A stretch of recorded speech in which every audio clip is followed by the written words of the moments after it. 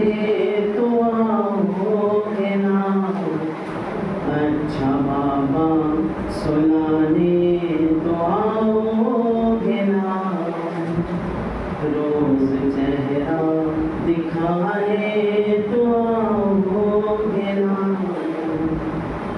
بول شبیر اے میری نور نظر، تم کو کرنا ہے اب شام تک کا سفر، تم کو قیدی بنائیں گے اب اہل شر، بولی شہزادی مجھ کو نہیں کوئی ڈر، تم کہو تم سلانے تو آؤ گے نا، روز چہرہ دکھانے تو آؤ گے نا، اچھا بابا سلانے تو آؤ گے نا، روز چہرہ دکھانے تو آؤ گے نا، شاہ کہنے لگے اے میری لاڈلی، تم پہ آئے گی اب شام غم کی گھڑی، آگ دامن میں ہوگی تمہارے لگی، بولی وہ فکر مجھ کو نہیں ہے کوئی، میرا دامن بجھانے تو آؤ گے نا، روز چہرہ دکھانے تو آؤ گے نا، اچھا بابا سلانے تو آؤ گے نا، روز چہرہ دکھانے تو آؤ گے نا، مضطرب دل سے کہنے لگے شاہدی، تیری قسمت میں بیٹی سکون اب نہیں، اب تماچے لگائے گا شمرے لئی، سن کے یہ بات کہنے لگی وہ حسین، شمر سے تم بچانے تو آؤ گے نا، روز چہرہ دکھانے تو آؤ گے نا، اچھا بابا سلانے تو آؤ گے نا، روز چہرہ دکھانے تو آؤ گے نا، پھر کیا شین بیٹی سے کچھ یوں سخن، سب حرم ہو گے اب تو اسیر مہن، تیرے ہاتھوں میں بھی اب بندھے گی رسن، بولی یہ بات سن کے وہ تشنا دمن، تم گلے سے لگانے تو آؤ گے نا،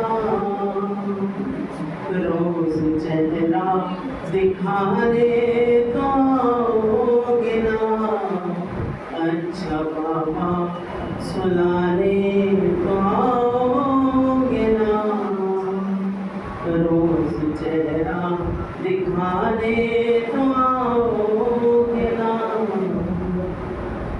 رو کے شبیر نے اس کے بوسے لیے، بولے رخسار بھی ہوں گے زخمی تیرے رونے کے شہزادی دن آ گئے، بولی تم کیسے دیکھو گے روتے ہوئے، ہاں مجھے چپ کرانے تو آؤ گے نا، روز چہرہ دکھانے تو آؤ گے نا، اچھا بابا سلانے تو آؤ گے نا۔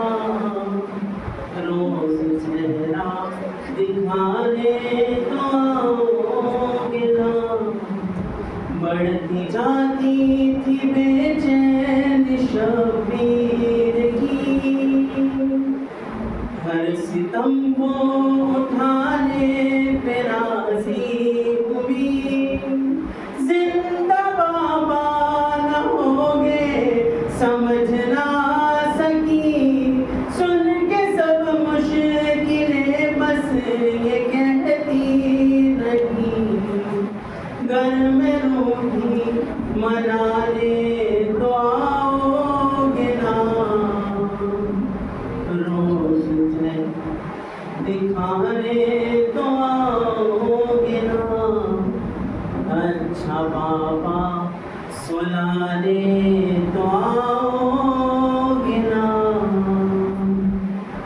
روز چہرہ دکھانے تو آؤ گے نا۔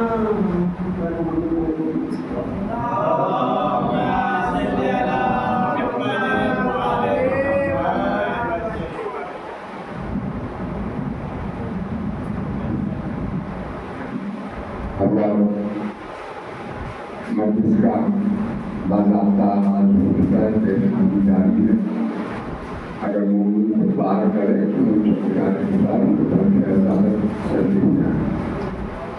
اب میں بابا سے شکر دے رہا ہوں جناب محمد بھلوی صاحب کو قیام پاک راہ محمد میں اپنا مجلانہ حفظ پیش فرمائیں۔ جناب محمد بھلوی صاحب۔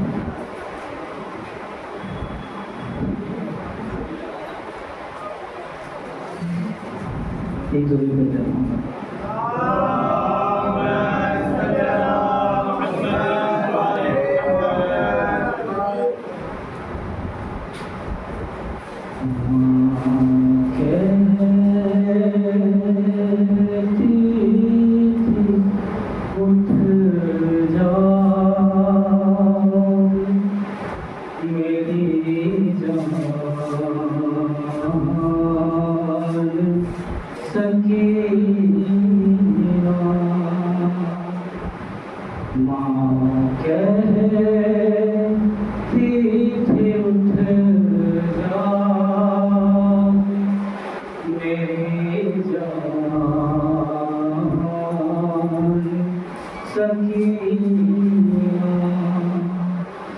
اٹھ کھڑ کو چلے کھل گیا زندان سکینہ، ماں کہتی تھی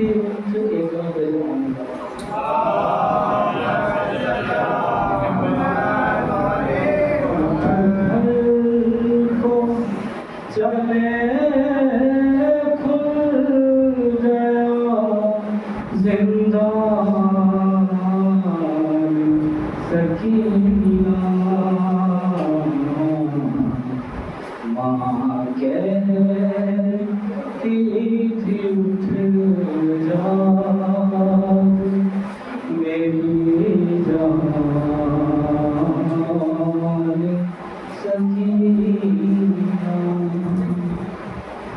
بندے جو تیرے شعور نے چھینے تھے دلا دوں ایک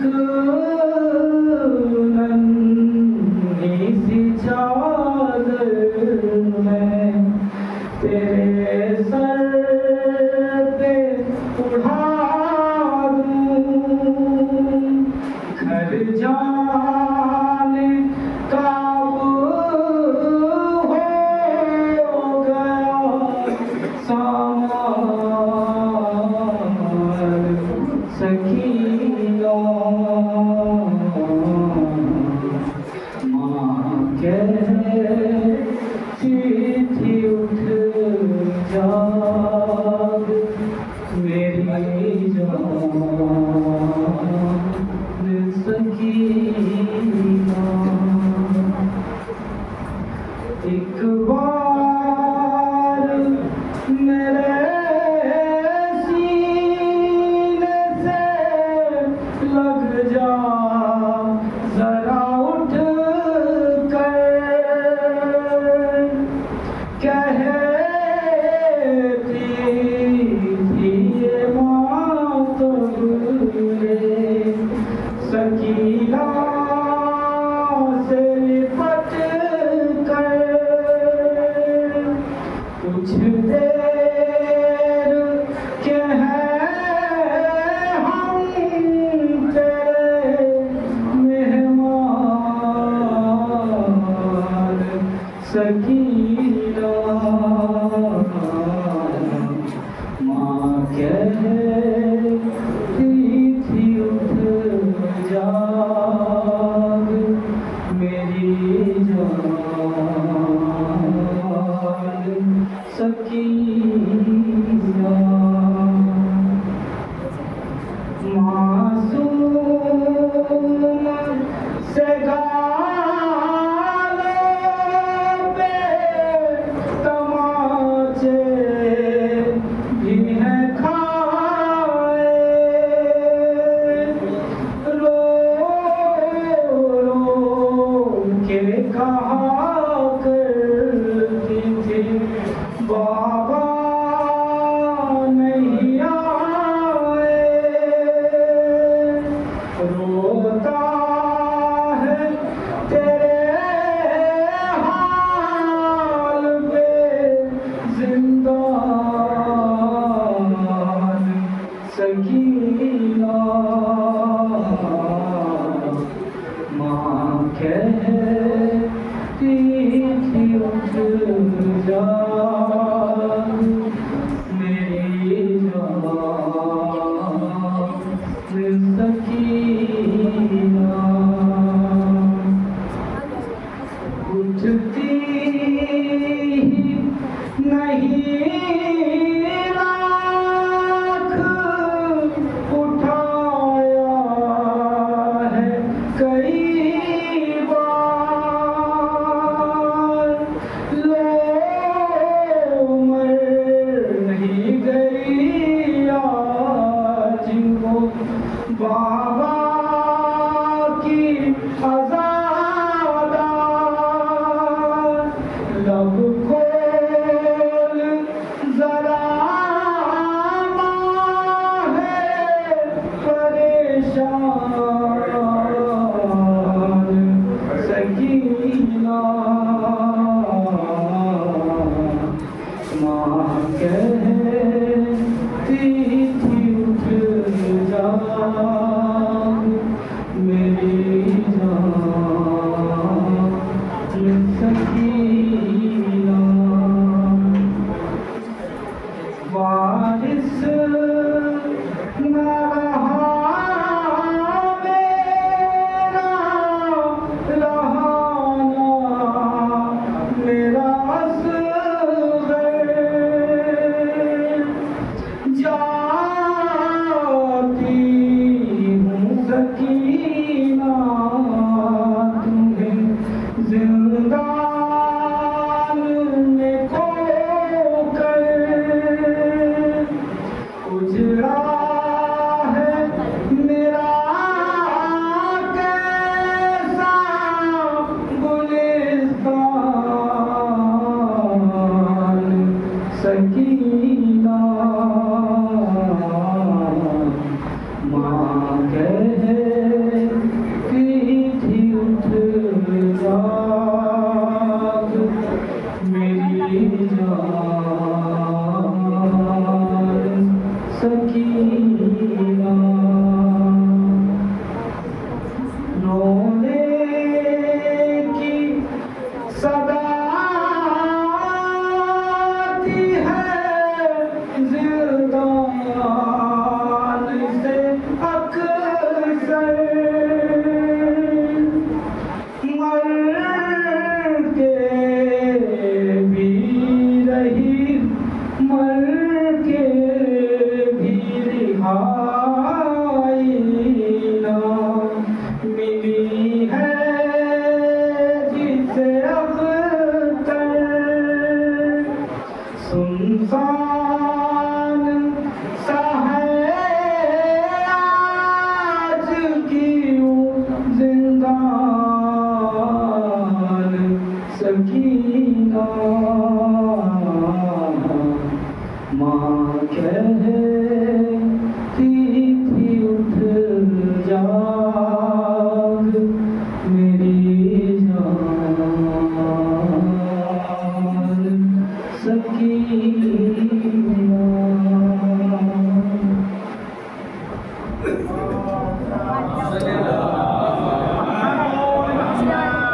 جزاک اللہ سبحان اللہ جیسے جناب مولانا رضوی صاحب بڑی خدا کا موقع محمد فرما رہے تھے اپنا ابتدا تقریب گزارنے کا جناب انور رضوی صاحب سے کہ آئے بارگاہ امامت میں نظامہ نظر پیش فرمائیں. دیکھیے مولانا ہلال الدین صاحب کے یہاں تشریف لے آئے ہیں, بس ان کے بعد فوراً مجلس کا آغاز ہوگا. بابا کے بلند نعرہ صلوات.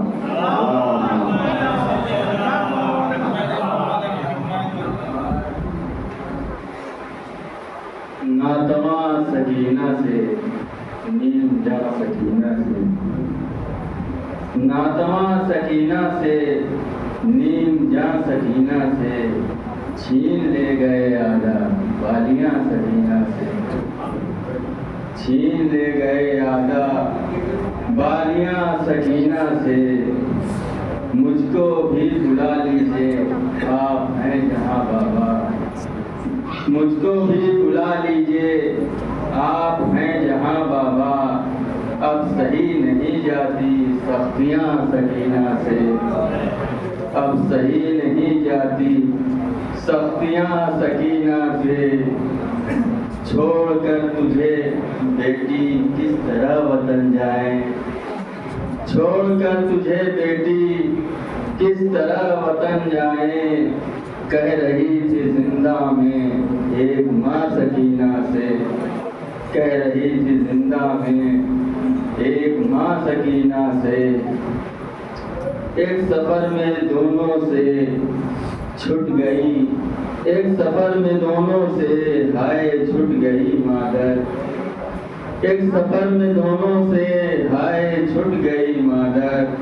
بے زبان اصغر سے خستہ جاں سکینہ سے, بے زبان اصغر سے خستہ جاں سکینہ سے. پوچھتی تھی جب دکھیا کب وطن کو جائیں گے, پوچھتی تھی جب دکھیا کب وطن کو جائیں گے. کہتی کیا بھلا زینب نوحقاں سکینہ سے, کہتی کیا بھلا زینب نوحقاں سکینہ سے. قید شام میں گھٹ کر مر گئی بہن تیری, قید شام میں جھٹ کر مر گئی بہن تیری. مل سکے گی تو صبرا اب کہاں سکینہ سے, مل سکے گی تو صبرا اب کہاں سکینہ سے. کس طرح قرار آئے 4 سالہ بچی کو, کس طرح قرار آئے 4 سالہ بچی کو. چھٹ گیا ہے زندہ میں خاندان سکینہ سے, چھٹ گیا ہے زندہ میں خاندان سکینہ سے. گھڑکیوں سے دروں سے بات کرتے ہیں آدھا, گھڑکیوں سے دروں سے بات کرتے ہیں آدھا. بے وطن سکینہ سے بے اما سکینہ سے, بے وطن سکینہ سے بے اما سکینہ سے. کس طرح سے جھگڑا ہے اونٹ پر لہینوں نے, کس طرح سے جھگڑا ہے اونٹ پر لہینوں نے. خود لپٹ کے روتی ہیں رسیاں سکینہ سے, خود لپٹ کے روتی ہیں رسیاں سکینہ سے. اب کہاں چچا تیرے اور کہاں تیرے بابا, اب کہاں چچا تیرے اور کہاں تیرے بابا. کہہ رہا تھا یہ غم کا آسماں سکینہ سے, کہہ رہا تھا یہ غم کا آسماں سکینہ سے. اور آپ کو جب کرام کو سننا ویسے جناب رضوی صاحب جہاں پر ان کا ذکر کیا تو ہمارے بندہ تو بھائی کا بھی کیسے مان شامل سے کہ چاند ہو جیسے گہن میں بدلیوں میں آفتاب, چاند ہو جیسے گہن میں بدلیوں میں آفتاب. قید میں کچھ یوں گزاری زندگی سجاد میں, چاند ہو جیسے گہن میں بدلیوں میں آفتاب. قید میں یوں کچھ گزاری زندگی سجاد میں. اور روز عاشورہ لبے اصغر پر جو دیکھی گئی, روز عاشورہ لبے اصغر پر جو دیکھی گئی, اس ہنسی پر بات دی اپنی ہنسی سجاد میں. लगे असर पर देखी गई शशि पवार की अपनी हंसी सरकार में 40 और चौथे माह में ये जब चाहे जहाँ चाहे बिछाते हैं अपना सज्जादा, ये जब चाहे जहाँ चाहे बिछाते हैं अपना सज्जादा, ये सबसे आप है क्या और वो दोष हवा क्या है। ये जब चाहे जहाँ चाहे बिछाते हैं अपना सज्जादा, ये सबसे आप है क्या और वो दोष हवा क्या है। मानो समझिएगा कि अगर उनके सहीफे की दुआएं दिल में घर कर सहीफे से जाके, अगर इनके सहीफे की दुआएं दिल में घर कर ले, खुदा बंदे से खुद पूछे बता तेरी खुदा क्या है।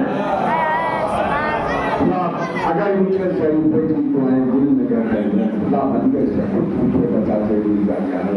मैं बस अल्लाह की बात और मौलाना जावेदी साहब को बस कहा है और मैं जिसको मेरी जो किताब कर रही है शर्मा चित्र बाबा जब नारे शर्मा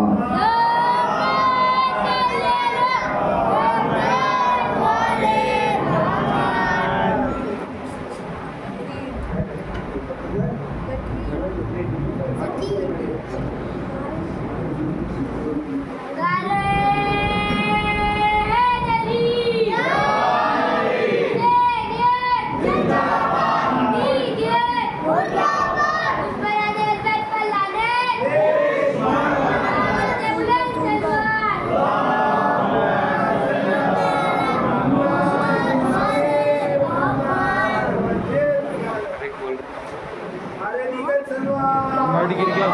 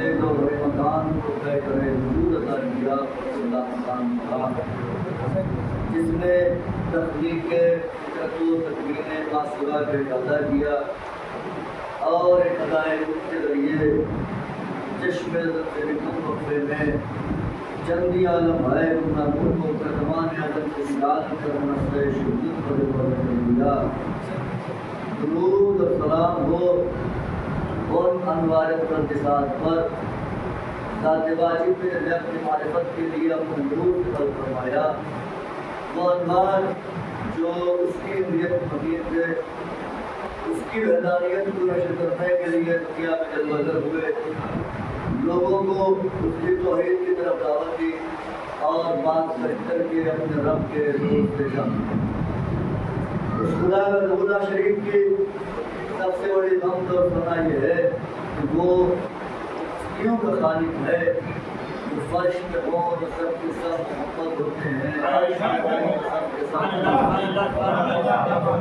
اس خدا و شریف کے واجب الوجود ہونے پر دلیل کے لیے بس یہی کہہ دینا کافی ہے کہ ہستیاں اس کو سجدہ کرتی ہیں جن کے لیے شافعی جیسا امام اعظم اپنی پوری زندگی کہتا رہا، کفا فی فضل مولانا علیہ وقوع شک فی جن اللہ ومات الشافعی لیسا یدری علی ربہ و رب اللہ۔ شافعی پوری زندگی کوشش کرتے رہے لیکن سمجھ نہ پائے کہ ان کا رب اللہ ہے یا ان کا رب نہیں ہے۔ میں ہزاروں بار ہوتا ہوں اور ان کی تحریر کے چاروں کے سلمان کی نالین کے چشموں سے لکھی ہوئی خاک پاک کے قدموں کو اپنے چہرے پر بند ہوں اور پھر سلمان دنیا عراق میں معرفت کے تخت پر جلوہ افروز ہو کر ایمان کے درجے کا تاج اپنے ماتھے پر سجا کر میری طرف نہیں سے نگاہ کرتے، تب کہیں ممکن ہے کہ میں انوار خدا کی شان کو شعور سلوات پڑھ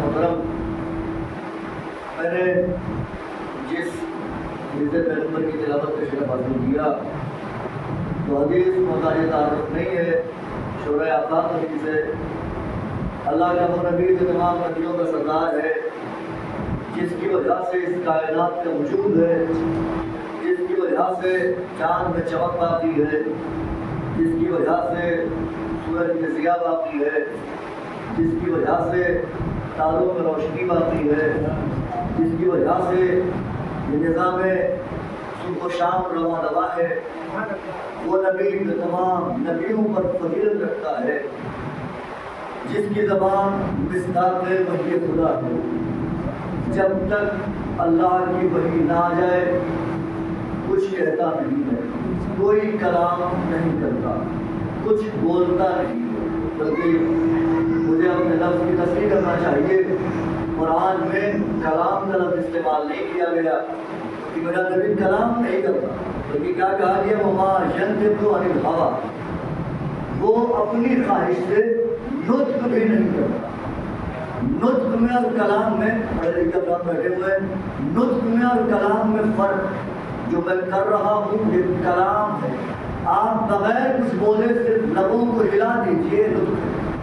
اس کا مطلب کیا ہوا کہ اللہ کا نبی اپنے لبوں کو جنبش بھی نہیں دیتا جب تک اللہ کی مرضی نہ ہو، جب تک اللہ کی مرضی نہ ہو جب تک وہ اپنے لبوں کو جنبش بھی نہیں دیتا، یعنی جو بولتا ہے اللہ کی مرضی کے تحت، جو عمل کرتا ہے اللہ کی مرضی سے کرتا ہے، اپنی مرضی سے نہ کچھ بولتا ہے، اپنی مرضی سے نہ ہی کوئی عمل کرتا ہے۔ قرآن کی آیت اس بات کی گواہی دے رہی ہے کہ اللہ کا نبی جو بھی بولتا ہے وہ اللہ کی مرضی سے بولتا ہے، جو بھی عمل کرتا ہے اللہ کی مرضی سے کرتا ہے۔ تو جب قرآن کی آیت نے تصدیق کر دی کہ اللہ کا نبی جو بولے گا اپنی مرضی سے نہیں بولے گا، اللہ کی مرضی سے بولے گا، جو کرے گا اللہ کی مرضی سے کرے گا، تو اب اگر محمد فاطمہ کو دیکھ کے کہے فاطمہ تو تم منی، فاطمہ میرا ٹکڑا ہے، تو یہ اپنی مرضی سے نہیں کہا، اللہ کی مرضی سے کہا۔ اگر اپنی بس میں بیٹھے ہوئے کچھ لوگوں سے کہے کہ قوموا عنی، نکل جاؤ میری بارگاہ سے، تو یہ اپنی مرضی سے نہیں، اللہ کی مرضی سے۔ بات پڑھ دے محمد والے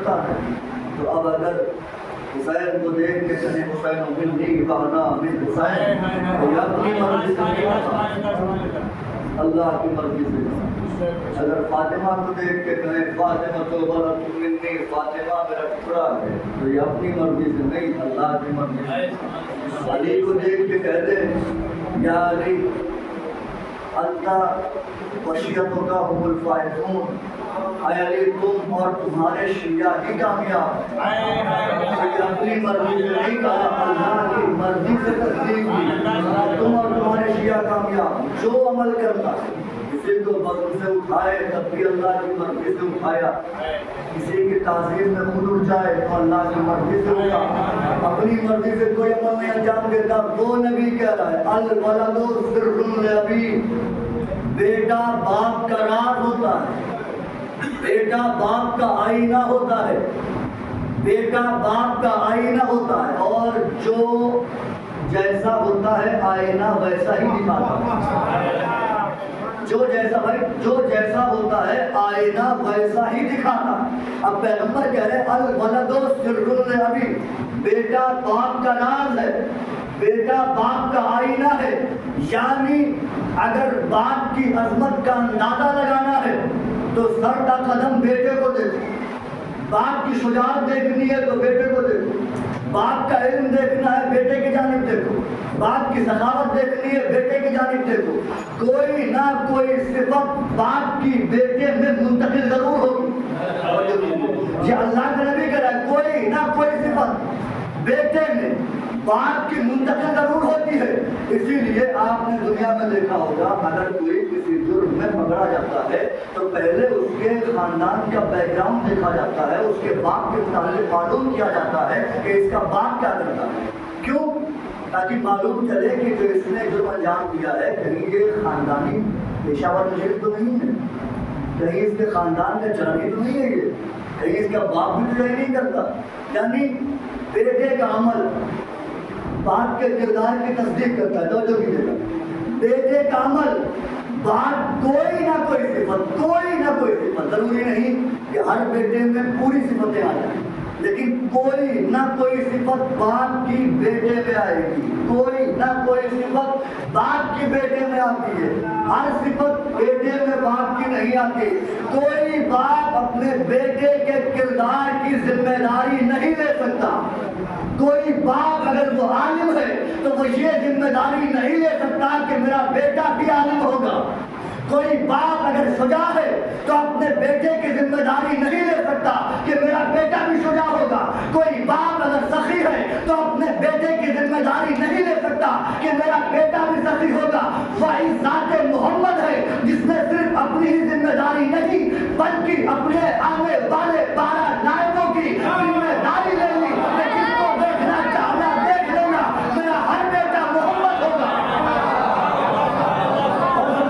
چاہے علم میں دیکھنا، چاہے علم میں دیکھنا، چاہے شجاعت میں دیکھنا، چاہے کردار میں دیکھنا، جو میرا اول ہوگا وہی میرا اوسط ہوگا، وہی میرا درمیانی ہوگا، وہی میرا آخر ہوگا۔ ہم کل کے کل محمدیت کے سانچے میں ڈھلے ہوئے، سب کا کردار ایک جیسا ہوگا۔ تو پیغمبر فرما رہے ہیں الولد سر لابی، بیٹا باپ کا راز ہے، بیٹا باپ کا آئینہ ہے، یعنی اگر باپ کی عظمت کا اندازہ لگانا ہے جو اگر باپ کی عظمت کا اندازہ لگانا ہے تو بیٹے کو دیکھو، بیٹے میں کوئی نہ کوئی صفت باپ کی ضرور دکھائی دے گی اور اس سے اندازہ ہو جائے گا کہ باپ کا مرتبہ کیا ہے، باپ کی بلندی کیا ہے، باپ کی عظمت کیا ہے، کیونکہ پیغمبر نے کہا ہے الولد سر لابی، توجہ، الولد سر لابی، بیٹا باپ کا آئینہ ہے، بیٹا باپ کا راز ہے، یعنی اگر باپ کے علم کو دیکھنا ہے بیٹے کو دیکھو، باپ کی شجاعت دیکھنی ہے بیٹے کو دیکھو،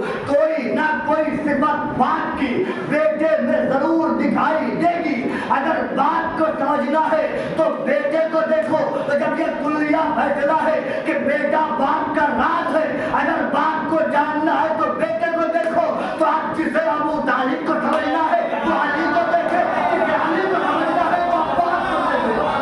سلامات پڑھ گئے محمد والے محمد پر۔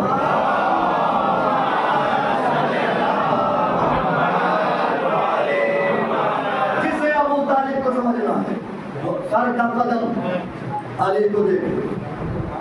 मोहसिन शहीद नकवी ने खराज अक़ीदत पेश करते हुए सरकार अबू तालिब के हवाले से मेरी गुफ्तगू का मरकज़ महवर सरकार अबू तालिब की ज़ात रहेगी। आपके तवज्जुहात का तालिब की आपकी तवज्जुहात को मेरी जानिब मबसूर रखिएगा।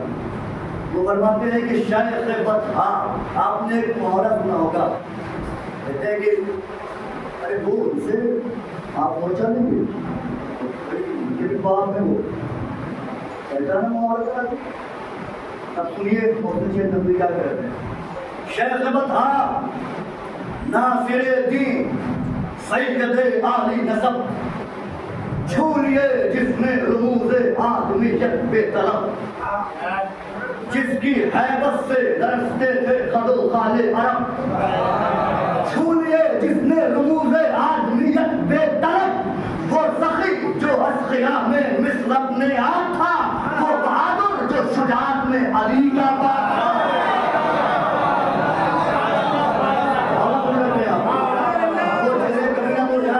अली पर गुलाब की तरह खिल जाते हैं। वो जमाने वाले और कैंसर जैसी मोदी बीमारी से महफूज हैं जो अली अली किया करते हैं। अगर आपने तवज्जुहात के साथ समाअत किया तो इंशाअल्लाह तारीखी नतीजा दे जाऊंगा सरकार अबू तालिब के हवाले से। बस तवज्जुहात का तालिब कौन है अबू तालिब? अबू तालिब की अज़मत को समझना है। दुनिया इस बात को बहस करती है कि अबू तालिब ने कलमा पढ़ा कि नहीं पढ़ा।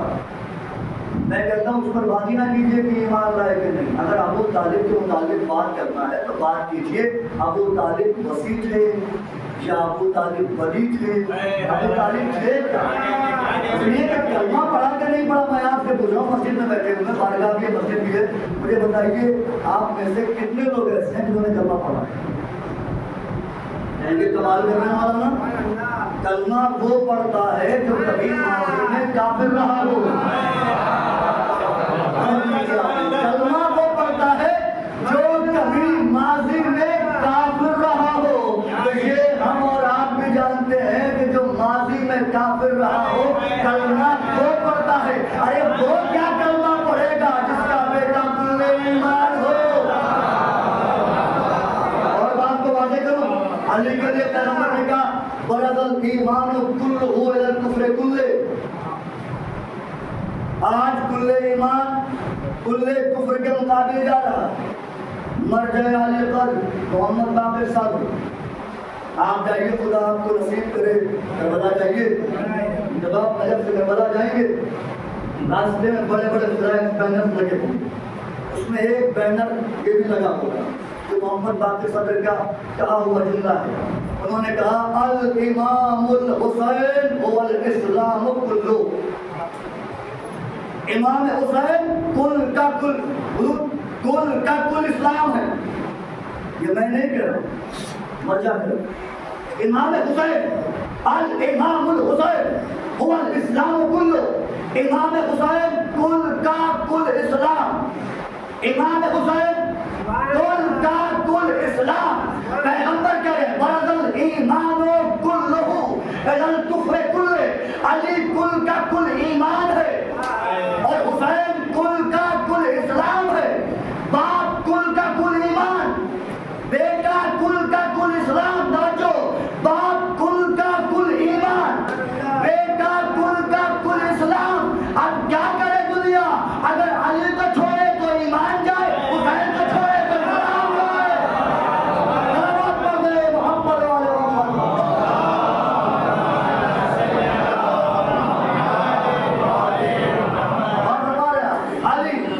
अली का बाप है अबू तालिब। अब सुनिए सरकार अबू तालिब के हवाले से। कलमा वो पढ़ता है जो कभी माजी में काफिर रहा हो। वो नहीं पढ़ता जिसने हमेशा इस्लाम की तबलीग की हो, इस्लाम के लिए आगे रहा हो। जब जनाबे सरकार दो आलम इस दुनिया में तशरीफ लाए तो फरिश्तों की कतारें नाज़िल हो रही। अब सुनिए अबू तालिब कौन है। वहाँ पर अली की वालिदा फातिमा बिन्त असद मौजूद थी। जब हुजूर की ज़ात दुनिया में आई, फरिश्तों की कतारें, एक एक फरिश्ता सब पर खड़ा हुआ, आगे आगे के बाद दीगर حضور کے چہرے پر نور کو دیکھتا، زیارت کرتا، مبارکباد دیتا اور آگے چلا جاتا۔ بی بی نے منظر دیکھا تو چونکہ یہ منظر حیران کن تھا، پہلی بار عرب میں ایسا کوئی نظارہ تھا کہ آسمانی مخلوق اتر رہی تھی۔ اس سے پہلے آسمانی مخلوق ایسے نہیں اترے کہ کسی بچے کے دیدار کے لیے بے قرار ہو اور دیدار کرتے جائیں، مبارکباد پیش کرتے ہیں۔ جب یہ منظر دیکھا بی بی نے، کھانا ہی سرکار ابو طالب کو مبارکباد پیش کی، کہتی ہیں کہ آپ کو بھتیجا مبارک، لیکن میں نے عجیب صفت دیکھی آپ کے بھتیجے۔ تو کیا دیکھا کہ آپ کو جو اللہ نے بھتیجا عطا کیا ہے وہ محیر العقول ہے، اپنوں کو حیران کر دیتا ہے۔ جملے کو یاد رکھیے گا، کیا کہا؟ محیر العقول، اپنوں کو حیران کرنے والا۔ کیا دیکھا کیا تم نے؟ کہ میں نے دیکھا فرشتوں کی قطاریں اتر رہی، ایک ایک فرشتہ بڑھ بڑھ کے آپ کے بھتیجے کے چہرے کو دیکھتا ہے، زیارت کرتا ہے، مبارکباد دیتا ہے اور آگے بڑھ جاتا ہے۔ یہ عقل کو حیران کرنے والا عمل ہے، محیر العقول ہے آپ کا بھتیجا۔ سنیے ابو طالب کیوں نے مسکرائے کہ پریشان نہ ہو، آج سے 30 برس کے بعد اللہ تمہیں ایسا ہی ایک بیٹا عطا کرے گا۔ آگے کیا کہا تھا؟ محیر العقول۔ ابو طالب نے کہا بس فرق اتنا ہوگا کہ یہ آنے والا بچہ محیر العقول ہے، کہ تمہاری آغوش میں آئے گا، وہ مظہر العجائب ہوگا۔ خطابت نہیں ہے، جملے ابو طالب کے ہیں، علی کے باپ کے جملے ہیں۔ کون ہے ابو طالب؟ ایک بی بی ہے جن کا نام مریم، جانتے ہیں آپ سب جانتے ہوں گے، یہ کیا مطلب بطول، کیوں؟ کیونکہ مخلوق سے جڑی نہیں گئی، خالق سے کبھی منقطع نہیں ہوئی، اس لیے ان کو بطول کہا جاتا ہے۔ خالق سے منقطع نہیں ہوا رابطہ، مخلوق سے رابطہ جڑا نہیں، بطول ہے۔ علی کی زوجہ بھی بطول ہے۔ ذرا سوچیے گا جا کے کہ وہ بطول اس لیے ہیں چونکہ خالق سے رابطہ منقطع نہ ہوا، مخلوق سے رابطہ ہوا نہیں۔ تو یہ علی ہے کون جس کی زوجیت میں بطول آ بھی گئی، اس کے بعد بطول رہی؟ کچھ تو ایسا راز ہے علی کی ذات میں۔ اب قرآن سورہ آل عمران، یہ ایک ایسی کتاب ہے قرآن کہ جس کے لیے سامعین کو دشواری بھی نہیں ہوگی کہ کس کتاب کا حوالہ دے دیا، کہاں سے ڈھونڈوں، کہاں سے خرید کے لاؤں، پریشانی کا سامنا کرنا پڑ رہا ہے۔ کوئی پریشانی نہیں، ہر مسلمان کے گھر قرآن موجود ہے۔ خدا نہ کرے بدقسمتی سے اگر کسی اگر قرآن نہ بھی ہو تو اللہ کے گھر چلا جائے، مسجد چلا جائے، وہاں بارگاہ آ جائے، وہاں تو قرآن موجود ہی ہے، ڈھونڈنا نہیں پڑے گا کیسے ملے گی کتاب۔ آئیے قرآن اٹھائیے، سورہ، اب دیکھیے ابو طالب کون، سورہ آل عمران، اس میں پڑھیے، اللہ کہہ رہا ہے کلما دخل علیہا زکریا المحراب وجد عندها رزقا قال یا مریم ان لک ھذا قالت هو من عند اللہ ان اللہ یرزق من یشاء بغیر حساب۔ کیا کہا قرآن نے؟ جناب زکریا جب بھی محراب میں داخل ہوتے تھے، وجد عندها رزقا، تو وہ جناب مریم کے پاس رزق دیکھتے، کھانا دیکھتے، قال یا مریم ان لک ھذا، تو وہ کہتے تھے مریم تمہارے پاس یہ کہاں سے آیا، تو کھانا تمہارے پاس کہاں سے آیا؟ قالت، جناب مریم پر فرماتی ہوا من عند اللہ، یہ اللہ کی طرف سے آیا، یہ جنت سے آیا ہے، یہ جنت سے توجہ، یہ جنت سے آیا ہے، مریم کے لیے جنت سے کھانا آیا، مریم کے لیے اللہ کی طرف سے غذا آئی۔ قرآن نے تصدیق کی کہ مریم کے لیے جنت سے کھانا آیا۔ اب مجھے تمام عالم اسلام بتائے کہ مریم افضل ہے یا محمد؟ کون افضل؟ سب کہیں گے کہ ہمارے نبی افضل ہیں، ہمارے نبی افضل ہیں۔ مجھے جھوٹی سے جھوٹی روایت میں دکھاؤ کہ محمد کے لیے جنت سے کھانا آیا، دکھائے کوئی جھوٹی سے جھوٹی روایت میں کہ محمد کے لیے جنت سے کھانا آیا۔ محمد کے لیے جنت سے کھانا نہیں آیا، مریم کے لیے جنت اگر بات پہنچ گئی تو شہپر ولایت لکھ لیں گے اور آپ جبریل کے ساتھ پرواز کریں گے۔ توجہ کیجیے گا، مریم کے لیے جنت سے کھانا آیا، محمد افضل نبی مریم کا بیٹا محمد کے آخری بیٹے کے پیچھے نماز پڑھے گا. مریم مفضول ہے, محمد افضل ہے, لیکن جنت کا کھانا مریم کے لیے آیا, محمد کے لیے جنت کا کھانا نہیں آیا. 22 سال تک ابو طالب کے گھر کا پکا ہوا کھانا محمد کھاتے رہے.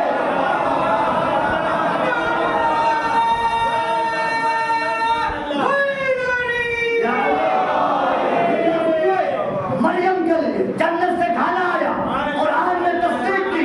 محمد کے لیے جنت سے کھانا نہیں آیا.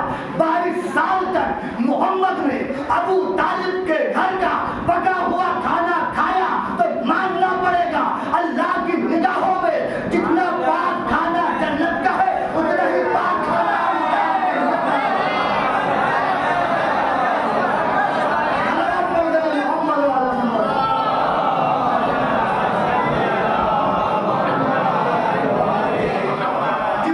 جتنی پاک غذا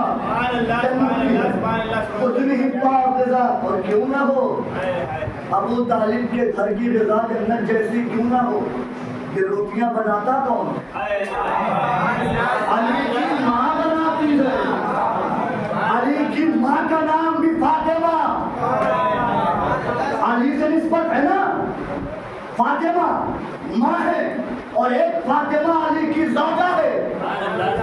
دونوں فاطمہوں کی نسبت علی سے ہے. ایک فاطمہ ماں ہے تو اس کے ہاتھوں کا کھانا اتنا پاک ہے کہ ابو طالب کے گھر کا کھانا محمد کھاتے رہے. اتنا پاک کھانا کہ 22 سال تک سردار انبیاء نے کھایا. اور ایک فاطمہ علی کی زوجہ ہے, اس کے ہاتھوں کی بنی ہوئی روٹی اتنی پاک ہے کہ فرشتوں کو جنت سے آ کر لے جانا پڑتا ہے.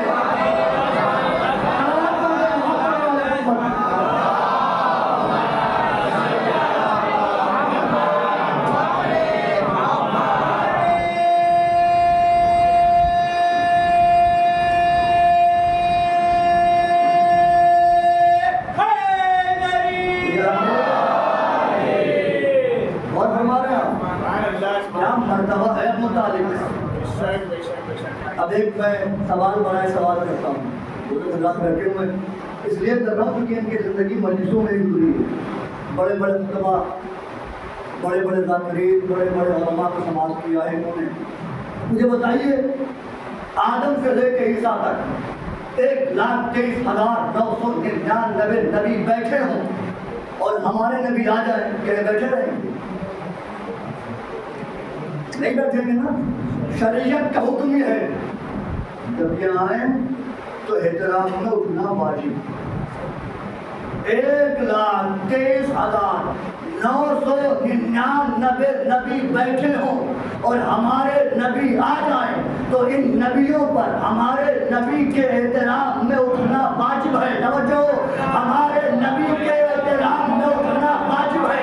اب سوچیے ابو طالب ہے تو 1,23,999 نبیوں پر جس کے آنے پر احترام میں اٹھنا واجب ہو اسے محمد کہتے ہیں, اور محمد پر جس کے آنے پر احترام میں اٹھنا واجب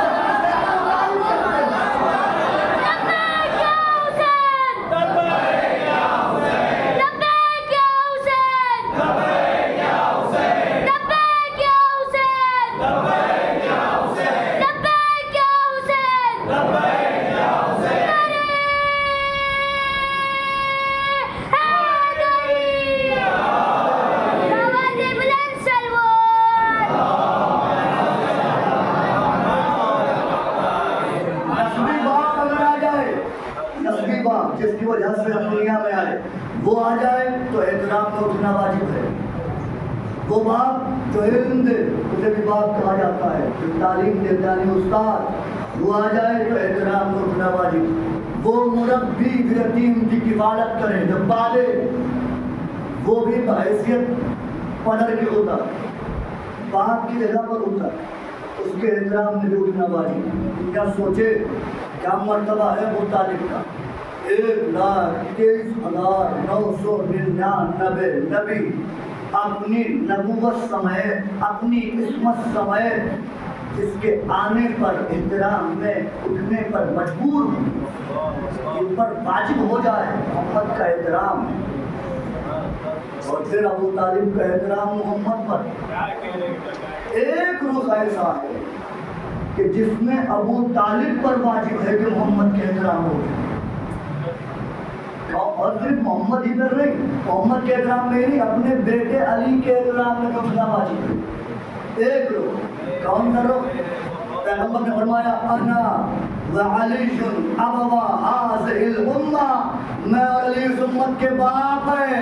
کیا تقابل کرے گی دنیا علی اور محمد کا؟ علی اور محمد تو وہ ہے جو منصب کے اعتبار سے اپنے باپ کے بھی باپ ہیں، جب یہ منصب کے اعتبار سے آتے ہیں تو چونکہ اسی لیے تو جب اعلان اسلام ہوا تو لوگوں نے تانا دیا، لو آج سے اپنے بیٹے کی اطاعت کرو، اپنے بھتیجے کی اطاعت کرو۔ آپ سب جانتے ہیں اسلام کی پہلی دعوت جو ہوئی اس کا نام ہے دعوت البشیرہ۔ یہ بچے نے ہاتھ اٹھا دیا تھا، بچے نے معلوم یہ اسی مدرسے کا فیض ہے جس کی بنیاد علی کی بیٹی نے رکھی، علی کی بیٹی نے اس کی بنیاد رکھی۔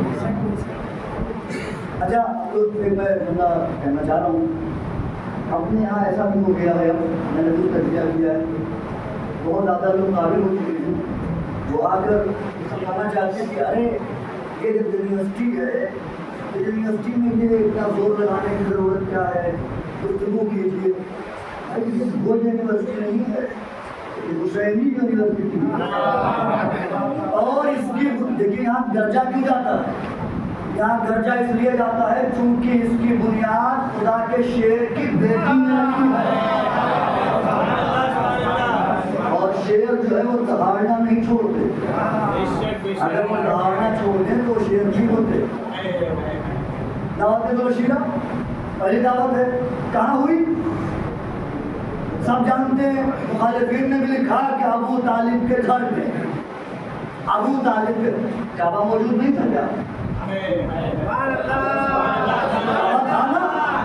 اللہ کا گھر موجود تھا، قانون کا تقاضا یہ تھا کہ محمد صحن بیت اللہ میں جاتے، فرش بچھاتے، دعوت کا اہتمام کرتے، لوگوں کو بلاتے، جب سب دعوت کھا لیتے، پھر جو پیغام دینا تھا کہتے کہ اس گھر کا جو مالک ہے اس خدا کی وحدانیت کا اقرار کرو۔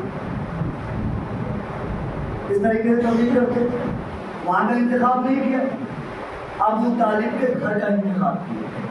اور یہ بھی عجیب بات ہے، میں نے کائنات میں پہلا کافر دیکھا ہے جو اپنے گھر سے اسلام کی ترویج ہونے دے رہا ہے۔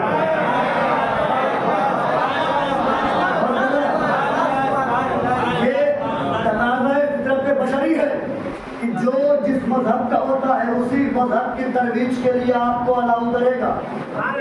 آپ کبھی مسجد میں کسی اور مذہب کی ترویج کے لیے اسے پرمیشن نہیں دیں گے۔ مسجد میں وہی تبلیغ ہوگی جو اسلام سے ٹیلی کرے گی۔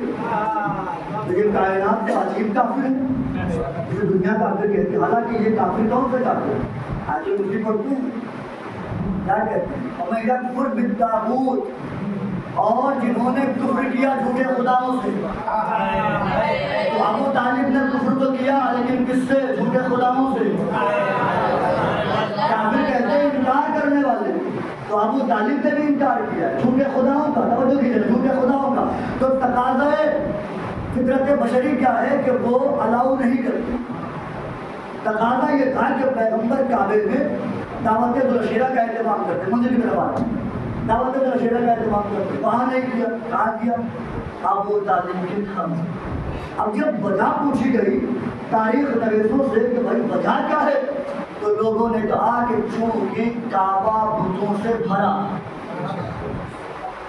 کعبہ بتوں سے بھرا تھا اور پیغام دینا تھا اس کی وحدانیت کا، اس لیے کعبے کا انتخاب نہیں ہوا۔ تو بھائی آپ نے خود مان لیا نا کہ ابو طالب کے گھر کا انتخاب نہیں ہوا، کیونکہ کعبہ میں بت تھے، ابو طالب کے گھر میں کوئی نہیں۔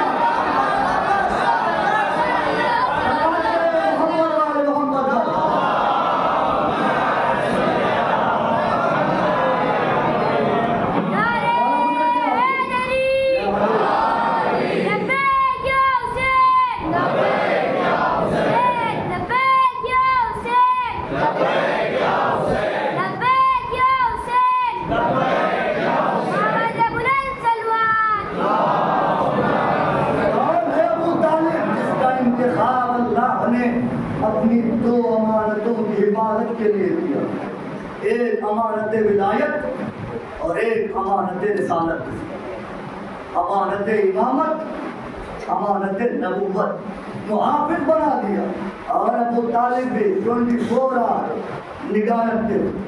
اب کس نے کس سے کیا سنا میں اس کا ذمہ دار نہیں، میں جو پڑھنے جا رہا ہوں اس کا ذمہ دار ہوں، اس کا ریفرنس، اس کا حوالہ یہ میری ذمہ داری، آپ کا حق ہے پوچھنے کا، لیکن آپ نے کس سے کیا سنا ہے میں اس کا جواب دینے کا ذمہ دار نہیں، نہ حقدار ہوں کہ میں کسی اور کے پڑھے ہوئے کا جواب دوں۔ میں جو پڑھ رہا ہوں اس کا ذمہ دار ہوں۔ سنیے ابو طالب کون ہے، اور اب یہاں سے جملے صرف ابو طالب کے، جیسے چاہے ویسے سنیے۔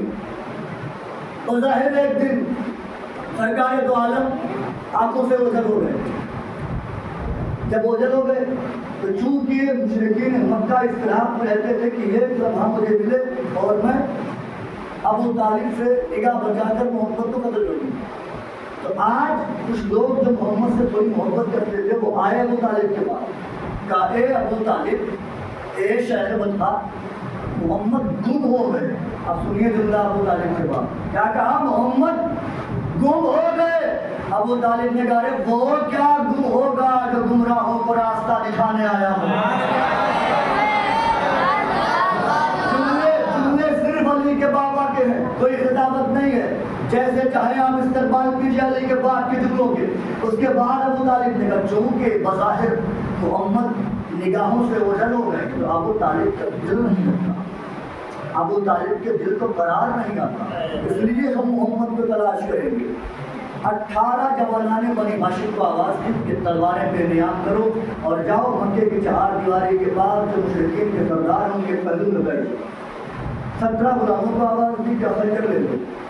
اب یہ پہلو میں بیٹھ گئے، اس سے پہلے کبھی بنی ہاشم آگے ان کے پہلو میں بیٹھے نہیں تھے۔ یہ تقاضۂ فطرت ہے، اگر آپ کے پاس کوئی ایسا شخص ہو جو کبھی نہ بیٹھتا ہو، آپ اسے جانتے بھی ہو، لیکن ایک دن وہ آ کے آپ کے پہلو میں بیٹھ جائے تو آپ کے ذہن میں باتیں آئیں گی نا۔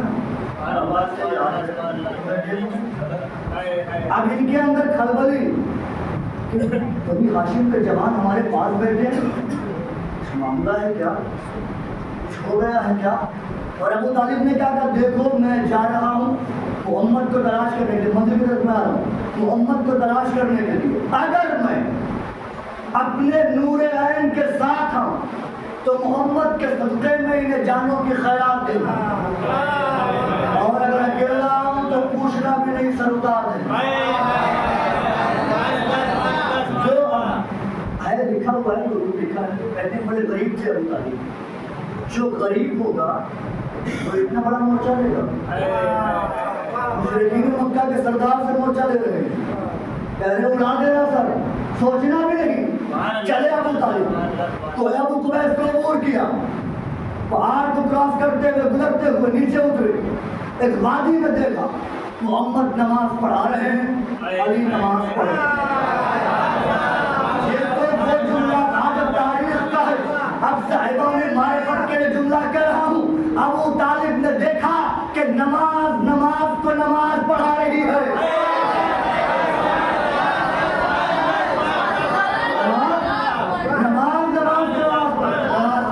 آگے بڑھے، محمد کو اٹھایا، پیشانی چومی، میرے لال ایسے نہ جایا۔ ابو طالب کے دل کی دھڑکنیں بڑھ جاتی ہیں، ابو طالب بے قرار ہو جاتے ہیں۔ علی بھی صاحب ہیں لیکن علی کی فکر نہیں۔ بشریت کا تقاضا کیا ہے، لوگ بھتیجے کو بیٹے پر قربان کر دیتے ہیں۔ یہ واحد شخص ہے جس نے اپنے بیٹے کو بھتیجے پر فدا کر دیا۔ بیٹا رہے نہ رہے، بھتیجا رہنا چاہیے۔ اب سارے جملے ابو طالب کے واپس آئے تو یہ جو بیٹھے ہوئے تھے ان سے یہی کہا تھا اگر محمد ساتھ نہ ہو تو چھوڑ دینا۔ اب چونکہ محمد کو دیکھ لیا، کوئی ایکشن نہیں لیا، اٹھے جانے لگے، لیکن انہیں کچھ احساس ہو گیا یہ کس لیے آئے۔ ابو طالب کو دیکھا، جملے ابو طالب کے ہیں، قدر کیجیے گا علی کے باپ کے جملے کی۔ جیسے دیکھا ابو طالب کو کہ ابو طالب تمہارے چہرے پر غضب کے آثار نمودار ہیں، وجہ کیا؟ علی کے باپ نے کہا سنو، شکر مناؤ کہ میں اپنے بھتیجے محمد کے ساتھ آیا ہوں۔ اگر میرا بھتیجا آج ظاہراً مجھے نہ ملتا تو ابو طالب کے جلال کی بجلی مثل برق کوہ دور تم پر گرتی اور تم چبائے ہوئے بھوسے کی طرح ہو جاتے۔ یہ بندے ابو طالب کے ہیں، تم چبائے ہوئے بھوسے کی طرح ہو جاتے۔ پھر جناب ابو طالب نے جملہ کہا اور آج ابو طالب قرۂ ارض سے ایک ایک مشرک اور ایک ایک کافر کو تلاش کر کوئی جھوٹی سے جھوٹی عبارت دکھائے کہ مشرکین نے کفار نے پلٹ کے کہا ہو ابو طالب ہم تو اپنی پارٹی کے آدمی ہیں، آپ کی پارٹی کے آدمی ہیں، آپ ہماری پارٹی کے آدمی ہیں، یہ کیسی باتیں کر رہے ہیں؟ کہا ابو طالب سے انہوں نے، مجال نہیں ہوئی، بولے نہیں۔ جب انہوں نے کہا تمام مشرکین کو قرۂ ارض سے چن چن کے قتل کر دیتا، چن چن کے مار دیتا، نہیں بولا، نہ کافر بولے نہ مشرکین بولے۔ ان کا خاموش رہنا اس بات کی دلیل ہے کہ مشرکین اور ابو طالب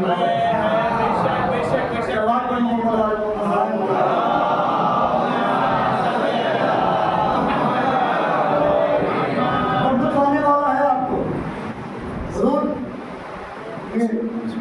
لطف آنے والا ہے۔ آگے ابو طالب، اس کے بعد ابو طالب نے ایک شعر پڑھا مشرکین کو دیکھ کے، کہتے ہیں عالم تعلم انا وجدنا محمد النبی کموسیٰ اور ذلک فی الکتب۔ فرماتے ہیں کہ کیا تمہیں نہیں معلوم میں نے محمد کو نبی پایا موسیٰ جیسا، میں نے محمد کو موسیٰ جیسا نبی پایا۔ مسلمان کیسے کہتے ہیں؟ جو اللہ کی وحدانیت کا اقرار کرے، محمد کی نبوت کا اقرار کرے۔ ابو طالب کیا کہے کہ میں نے محمد کو موسیٰ جیسا نبی پایا، یعنی یہ اعلان کیا کہ وہ محمد کو عام بشر نہیں مانتا، نبی مانتا ہے۔ میں محمد کو نبی مانتا ہوں، بیٹا خدا ذالک فی الکتب، اور میں نے محمد کو یوں ہی نبی نہیں مانا، میں نے محمد کے لیے گزری ہوئی کتابوں میں پڑھا۔ کون سی کتابیں؟ توریت، زبور، انجیل۔ یعنی ابو طالب بتائیں سنو میں حافظ توریت بھی ہوں، حافظ انجیل بھی ہوں، حافظ زبور بھی ہوں۔ پہلے ہی بتا رہے ہیں کیا کہا؟ میں نے محمد کو موسیٰ جیسا نبی پایا۔ اگر آپ کہیں بیٹھے، خدا کی قسم اگر آپ کی توجہات میری جانب مبذول ہے تو پھر آپ اپنے آپ کو روش ادراک پر سفیر پائیں گے۔ اِنَّا وَجَدْنَا مُحَمَّدًا نَبِيًّا كَمُوسیٰ، میں نے محمد کو موسیٰ جیسا نبی پایا، موسیٰ جیسا، موسیٰ جیسا، پھر کہہ رہا ہوں موسیٰ جیسا نبی پایا۔ پڑھیے سورہ مزمل، اللہ کہہ رہا ہے اِنَّا أَرْسَلْنَا إِلَيْكُمْ رَسُولًا شَاهِدًا عَلَيْكُمْ كَمَا أَرْسَلْنَا إِلَىٰ فِرْعَوْنَ رَسُولًا، اور ہم نے تمہارے درمیان ویسا ہی رسول بھیجا جیسا فرعون کی طرف بھیجا تھا۔ یعنی اللہ کہہ رہا ہے کہ ہم نے تمہارے درمیان موسیٰ جیسا نبی بھیجا۔ توجہ، موسیٰ جیسا نبی بھیجا۔ ابو طالب کہہ رہے ہیں میں نے محمد کو موسیٰ جیسا نبی پایا، اللہ کہہ رہا ہے میں نے تمہارے درمیان موسیٰ جیسا نبی بھیجا، موسیٰ جیسا نبی بھیجا۔ ابو طالب کہہ رہے ہیں میں نے موسیٰ جیسا نبی پایا، اللہ کہہ رہا ہے میں نے تمہارے درمیان موسیٰ جیسا نبی بھیجا۔ اب مجھے بتائیے ابو طالب نے قرآن کا جملہ لیا ہے کہ قرآن نے ابو طالب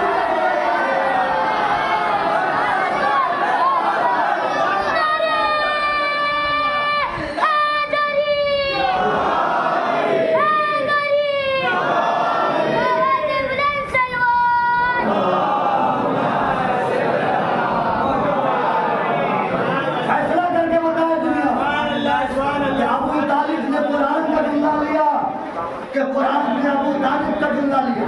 بھائی اگر آپ ان سے پوچھیں گے تو یہ تو نہیں کہیں گے کہ قرآن نے ابو طالب کا جملہ لیا ہے، شاید یہ کہہ دیں کہ ابو طالب نے قرآن کا جملہ لیا، لیکن اگر یہ بھی کہا تو اپنے ہی جال میں پھنس جائیں گے، اس لیے کہ ابو طالب موسیٰ سے تشبیہ اس وقت دے رہے ہیں جب سورہ مزمل کا نزول ہی نہیں ہوا۔ سورہ لیکن ہمارے لیے بڑی بات نہیں ہے ماننا کہ ابو طالب نے سورہ نازل ہونے سے پہلے کیسے مفہوم بتا دیا. ارے ہم تو جانتے ہیں ابو طالب اسی علی کا باپ ہے جس نے قرآن کے نازل ہونے سے 10 سال پہلے قرآن سنایا تھا. ابو طالب کے لیے تو لیکن عالم اسلام تو کہے گا نا. تو ہم پوچھنا چاہتے ہیں کہ بتاؤ ابو طالب نے قرآن کا جملہ لیا ہے کہ قرآن نے ابو طالب کا جملہ لیا ہے؟ وہ یہ تو نہیں کہہ سکتے عداوت کی بنا پر کہ قرآن نے ابو طالب کا جملہ لیا. لیکن اگر یہ بھی کہا کہ ابو طالب نے قرآن کا جملہ لیا تب یہ بات ادھوری ہوگی، کیونکہ ابو طالب اس وقت تشبیہ دے رہے ہیں جب سورہ مزمل کا نزول ہی نہیں ہوا. سورہ مزمل تو ابھی نازل ہوگا. نازل ہونے سے پہلے ہی ابو طالب مفہوم بتا رہے ہیں. ابو طالب نے کہہ دیا کہ میں نے محمد کو موسیٰ جیسا نبی پایا، اور اللہ نے آگے سورہ مزمل میں کہا کہ ہم نے تمہارے درمیان موسیٰ جیسا نبی بھیجا. تو اب دو باتیں ہیں، یا تو دنیا یہ مانے کہ ابو طالب کو علم غیب تھا، ابو طالب جانتے تھے اللہ کس مفہوم کی آیت اتارے گا، یا پھر یہ مانے کہ اللہ کو ابو طالب کا جملہ اتنا اچھا لگا کہ قرآن کی آیت بنا کے نازل کر دیا. تو ماننا پڑے گا نا. یا تو یہ مانو کہ ابو طالب کا جملہ اللہ کو اتنا پسند آیا کہ قرآن کی آیت میں سجا کر بنا کر نازل کر دیا. جو ابو طالب مفہوم بیان کر رہے ہیں وہی مفہوم میری قرآن کی آیت میں ہوگا. اچھا ایک چیز آپ نے سنی ہوگی بہت مشہور ہے ہمارے، سنا ہوگا آپ نے تان کے طور پر، طنز کے طور پر.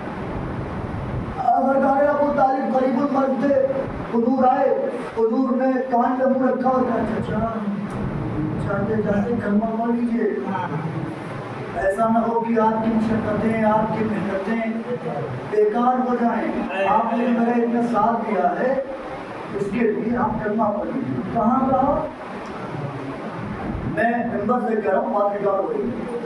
ابھی اگر یہ زاہد صاحب بیٹھے ہوئے، جناب بیٹھے ہوئے، زاہد صاحب اگر ان کے کان پہ منہ رکھ کے کچھ کہیں یہ پہلو میں بیٹھے ہوئے سن نہیں پائیں گے. کان میں منہ رکھ کے کہنے کا مقصد ہی یہ ہوتا ہے کہ کوئی اور نہ سنے.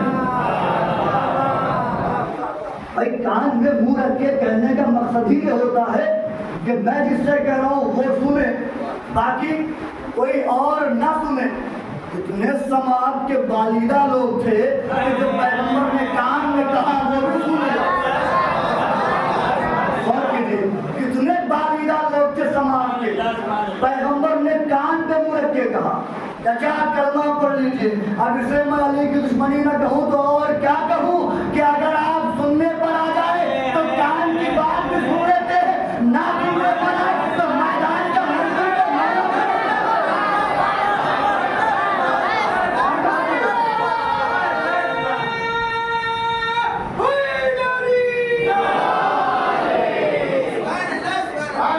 یہ دشمنی نہیں تو اور کیا ہے.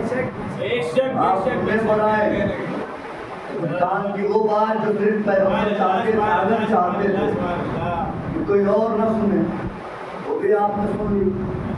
اور جو دن کے اجالے میں چلچلاتی ہوئی دھوپ میں ممبر بنا کے اعلان کیا دو عمل پیغمبر نے کے بعد ختم کر دیا. دو عمل پیغمبر نے کیا اپنی زندگی میں خاص کر کے ایک قلم مانگا ہے اور ایک ممبر بنایا ہے. خاص کر کے آپ کہیں نہیں دکھا پائیں گے کہ پیغمبر نے کہا لاؤ قلم میں حکم نماز لکھ دوں، لاؤ قلم میں حکم روزہ لکھ دوں، لاؤ قلم میں حکم حج لکھ دوں. کہیے کبھی نہیں کہا ہوگا. ممبر بناؤ، نماز کا حکم آیا بیان کرنا ہے.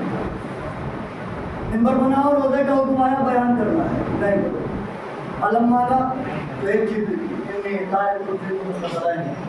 کتاب اللہ میں تمہارے درمیان دو ذرا کر چیزیں چھوڑ رہا ہوں، مسجد رہو گے کبھی گمراہ نہیں ہو. اہل بیت کے لیے لکھا قلم مانگا. ممبر بنایا تو کیا کیا؟ علی کی فضیلت بیان کی، پہلے تمام دین کے احکامات بیان کرے، اس کے بعد کہا جس کا میں مولا ہوں اس کے علی مولا علی کی ولایت بیان کی. یعنی پہلے سب کچھ بیان کرنے کے بعد میں علی کی ولایت بیان کر کے یہ بتا دیا کہ یہ جو کچھ بیان کیا ہے اگر علی کی ولایت نہ ہوئی تو یہ سب بیکار ہے. اور ہمارا جو کچھ بیان کر کے میں آیا ہوں اگر علی کی ولایت نہ ہوئی تو یہ سب بیکار ہو جائے گا. تو جب ممبر پر آئے تو علی کے فضائل بیان کی، اہل بیت کے فضائل بیان کی، علماء کا فضائل لکھے. یعنی ہر ممبر پر آنے والے اور ہر قلم نویس کو پیغمبر نے ایک پیغام دے دیا ہے کہ یاد رکھو جب قلم اٹھانا تو میری یاد کے فضائل لکھنا، ممبر پر آنا تو میری یاد کے فضائل بیان کرنا. یہی مقصد ممبر ہے، یہی مقصد قلم ہے، اس کے سوا کچھ بھی نہیں ہے. ابو طالب کی جو قربانیاں اب یہ آخری جملہ ہے ابو طالب کے فضائل کے لیے. حدیث کے صاحب یہاں ہو رہی تھی، جناب نے پڑھا تھا، حدیث کے صاحب کی جملہ مل جائے گا آپ کو. اور یہ روایتوں میں پیغمبر نے علی کو دیکھ کے کہا یا علی لحموں کا لحمی و دموں کا دمی و عزموں کا عزمی. اے علی تیرا گوشت، صاحبان معرفت بیٹھے ہوئے، پڑھے لکھے افراد بیٹھے ہوئے، اے علی تیرا گوشت میرا گوشت، دموں کا دمی. کوئی خطابت نہیں ہے اس میں، اور جملہ سن لیجیے شاید دکھ آ جائے. دموں کا دمی، تیرا خون میرا خون، عزموں کا عزمی، تیری ہڈیاں میری ہڈیاں. یہ نہیں کہا کہ لحمی لحموں کا، میرا گوشت تیرا گوشت، دمی دموں کا، میرا خون تیرا خون. کیا کہا؟ دموں کا دمی، تیرا خون میرا خون. پیغمبر یہ بھی کہہ سکتے تھے دمی دموں کا، میرا خون تیرا خون، لیکن یہ نہیں کہا، بلکہ کہا کیا؟ دموں کا دمی، تیرا خون میرا خون. کیوں کہا؟ پیغمبر یہ کہہ کر ابو طالب کی عظمت کا اعلان کر رہے ہیں، چونکہ پوری دنیا جانتی ہے ہر بیٹے کی رگوں میں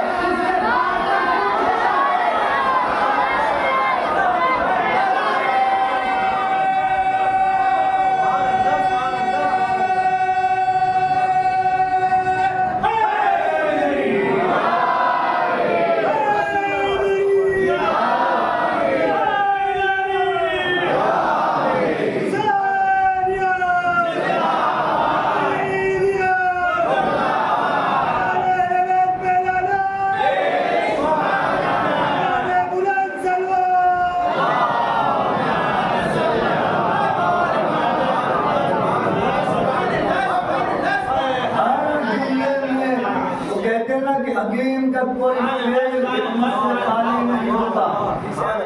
یہ بھی کہہ سکتے تھے کہ میرا خون تیرا خون، یہ نہیں کہا دموں کا دمی، تیرا خون میرا خون. کیونکہ ہر بیٹے کی رگوں میں اس کے باپ کا خون ہوتا ہے. تو یا پیغمبر علی کے خون کو اپنا خون کہہ کے ابو طالب کے خون کو اپنا خون کہہ رہے ہیں. کیا سمجھے کہ دنیا ابو طالب؟ جب بھی دین پہ کوئی مشکل آئی کون دفاع کے لیے آیا؟ ابو طالب. ابو طالب ہر موڑ پہ اسلام کے دفاع کے لیے کھڑے رہے. ابو طالب کے بعد کون آئے؟ ابو طالب کا خون ہی تو آیا. علی کھڑے ہو گیا کہ کربلا میں جو بنام اسلام خون بہایا گیا، جن کا خون بہایا گیا، کس کا خون؟ ابو طالب ہی کا خون. دین کی بقا کے لیے کبھی خون ابو طالب عباس کی شکل میں بہایا گیا، کبھی علی اکبر کی شکل میں بہایا گیا، کبھی قاسم کی شکل میں بہایا گیا، کبھی 6 مہینے کے بچے کی شکل میں بہایا گیا، کبھی حسین کی سوکھی ہوئی رگوں پر خنجر چلا کے بہایا گیا. ہر مقام پر خون ابو طالب. اور صرف ابو طالب کا خون ہی نہیں بہایا گیا، ابو طالب کی بیٹیوں کو بے چادر بھگانا، رونے کے لیے آمادہ ہو گیا. رونے میں شرمائیے گا نہیں. کیا اندھیرا ہو گیا؟ کچھ یاد آیا آپ کو؟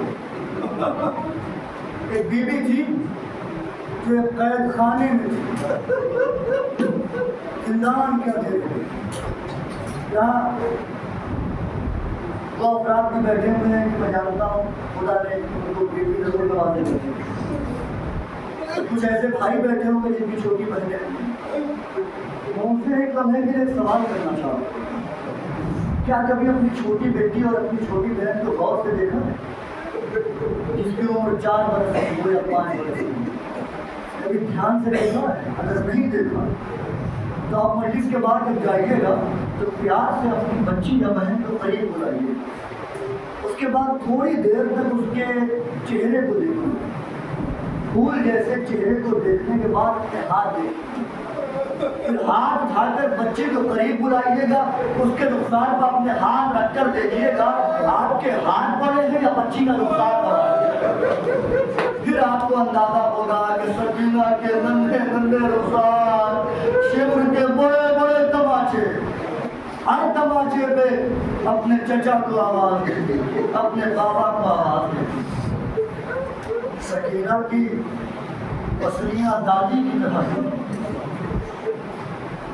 سکینہ پشت ناکہ سے آپ سنتے آئے ہیں کہ گر گئی، روایت کے جملے ہیں کہ گری نہیں تھی، بی بی کو دوڑتے ہوئے ناکے سے گرایا گیا، اور جب گرایا گیا نا نیچے گری تو پیچھے والے ناکے دوڑتے ہوئے چلے گئے۔ سکینہ آواز دیتی رہی بابا، جیسے قاسم نے ٹاپوں کو محسوس کیا تھا ویسے آج آپ کی بیٹی محسوس کر رہی ہے۔ جزاک اللہ۔ آوازوں کو دبا کے نہ روئیے گا، شرما کے نہ روئیے گا، تکلف کر کے نہ روئیے گا، اس لیے کہ بقیہ سے ایک ٹوٹی پسلیوں والی بی بی ہر مجلس میں آتی ہے۔ آج تو حسین آئے ہوں گے اس مجلس میں، اس لیے کہ سکینہ بھی مصیبت کا بیان ہے، ہر آنکھ حسین کی نگاہ ہوگی، کون میری بچی کی مصیبت کے لیے غمزدہ ہے۔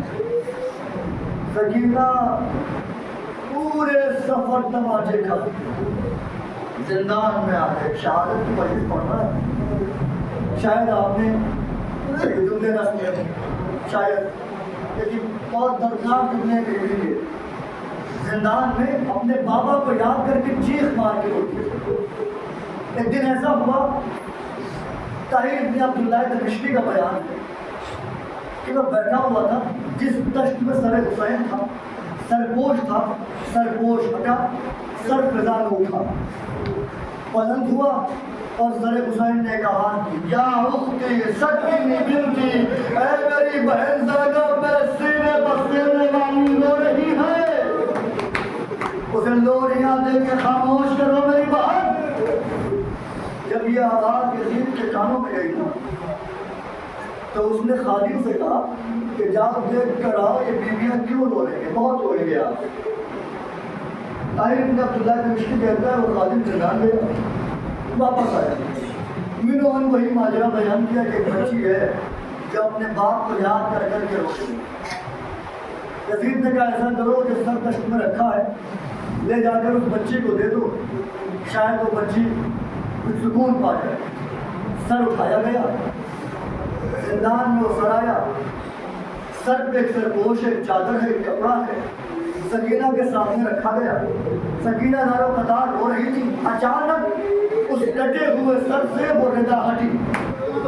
سکینہ نے جیسے ہی اپنے بابا کا چہرہ دیکھا دوڑ کے خود کو باپ سے مس کر لیا، باپ پر گرا دیا اور ایک جملہ کہا، اگر جملے محفوظ ہیں فَكَبَّتْ عَلَيْهِ خود کو حسین کے سر پر گرایا، وَتَقُولُ اور کہا وَتَضْرِبُ عَلَىٰ رَأْسِهَا وَعَلَىٰ وَجْهِهَا حَتَّىٰ امْتَلَأَ فَمُهَا بِالدَّمِ۔ بی بی نے اپنے آپ کو سر پہ گرایا، اس کے بعد چوما اس کو، تقبلہ چوما، چومنے کے بعد اپنے چہرے پر مارا، اپنے سر پر مارا، اور اتنا مارا حتیٰ امتلأ فمها بالدم کہ چہرہ لہو لہان ہو گیا۔ اس کے بعد سر کو آغوش پہ لیا، اب آپ بہت روئیں گے، سر کو جن کے دل نازک ہے پہلے ہی ہاتھ جوڑ رہا ہوں، سر کو آغوش پہ لیا، کچھ درد بھرے جملے کہے، سر کو دیکھ کے کہتی یا ابتا منزل الذی خضبک بدمائک، اے بابا وہ کون ہے جس نے آپ کے چہرے کو لہو لہان کیا؟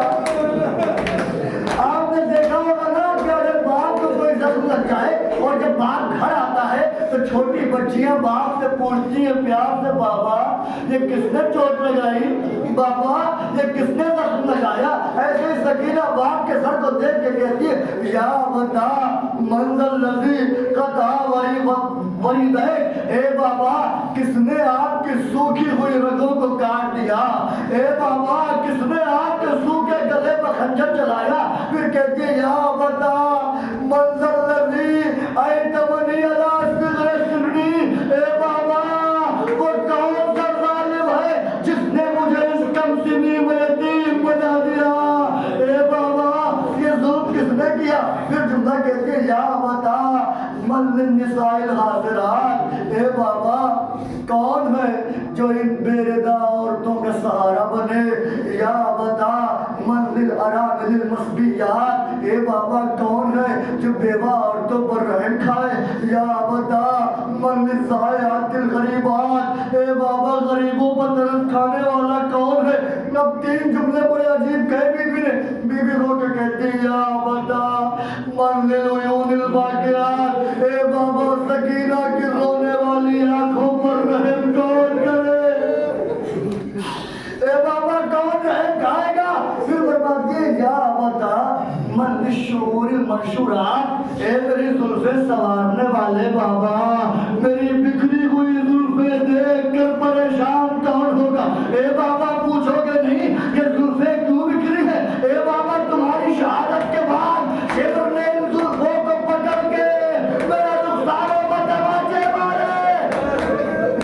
جزاک اللہ یہی حلقہ گریا ہے، زندگی بڑی بے وفا ہے، اللہ جانے آئندہ برس برس کون پرسا دینے کے لیے رہے کون نہ رہے جو اگلے برس ہم ہیں اور یہ غم پھر ہے، جب چل بسے تو یہ اپنا سلام آخر ہے، سکینہ بی بی تمہارے غلام حاضر ہے، ارے مجھے جو کاش دوشتوں کے کام حاضر ہے، ارے بابا رضا پھر بی بی کہتے ہیں یا بتا من بعد جواب بتا، بابا آپ کے بعد سکینہ غریب ہو گئی۔ اب یہ 3 جملے سکینہ کے ہیں اور 1 جملہ ان کے باپ کا ہے، یہی مجلس تمام ہو جائے گی۔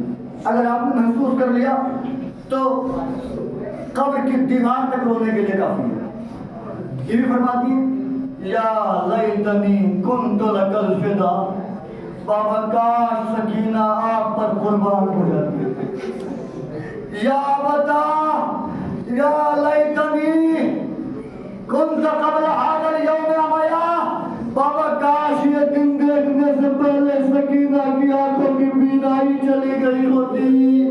اس کے بعد قیامت کا جملہ کہہ دیا کہ سر حسین دڑ گیا، فرماتی ہے یا لیتنی اصبت الثرى لا ارى شیبۃ مکذبا بالدماء، اے بابا کاش سکینہ کو کوئی اس خاک میں دفن کر دیتا اور سکینہ آپ کی داڑھی کو اصغر کے لہو سے خراب ہوا نہ دیکھتی۔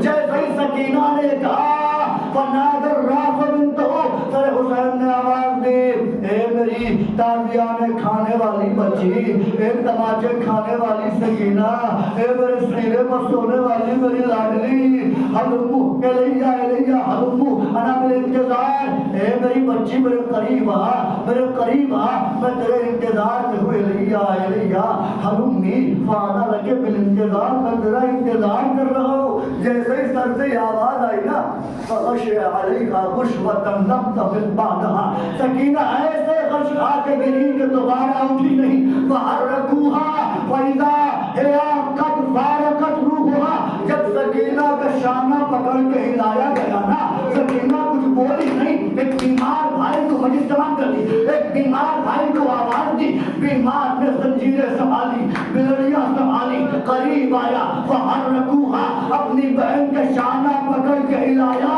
فاذا ہی قد فارقت روحہا، جیسے ہی سجاد نے شانہ پکڑ کے ہلایا، سجاد سمجھ گئے سکینہ کے جسم میں روح باقی نہیں ہے، رو کے فرمایا انا للہ و انا الیہ راجعون، آئے میری بہن دنیا سے چلی گئی، ارباب اللہ خسارہ اڑائی گئی، غسل دینے کے لیے بڑی چیخ مار کے پیچھے آتی، رو کے کہتی ہے اس بچی کو کوئی بیماری تھی، رباب نے کہا نہیں یہ پشت ناکہ سے باندھی گئی تھی، یہ اسی کا भाई लीजिए गुस्ल नहीं हुआ, जैसे बाप को गुस्ल न मिला, कफन न मिला, वैसे ही बेटी को न गुस्ल मिला न कफन मिला। जिंदान में छोटी सी कब्र बनाई गई, सज्जाद ने बेड़ियां थामी, अपनी बहन की मैयत उठाई। खुदा किसी भाई को एक दिन न दिखाए, आलम कैद में नन्ही सी मैयत उठाई,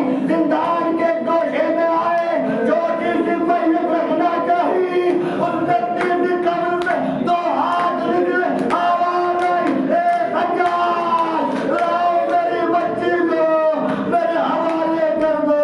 आज के बाद ये तमाचे न खाएगी, आज के बाद ये कादियाने न खाएगी। इसकी मुसीबतों का सफर कमाओ।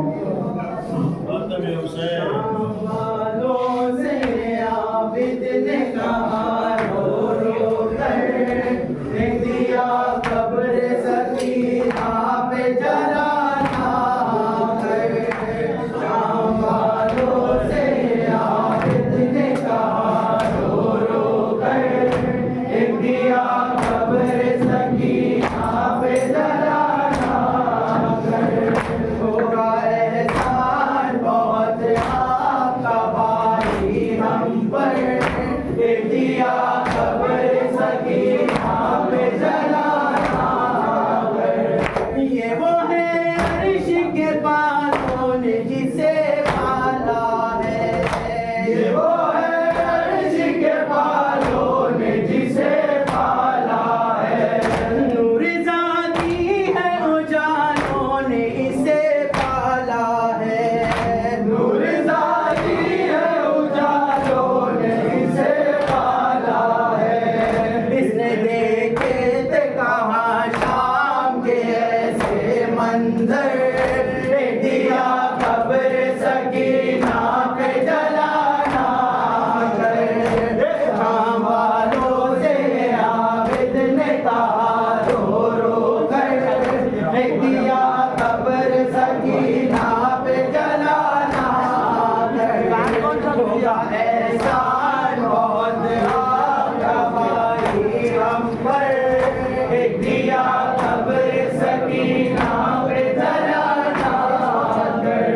लेकिन धड़कन इसे शाबीर की सब कह देते, दिल की धड़कन इसे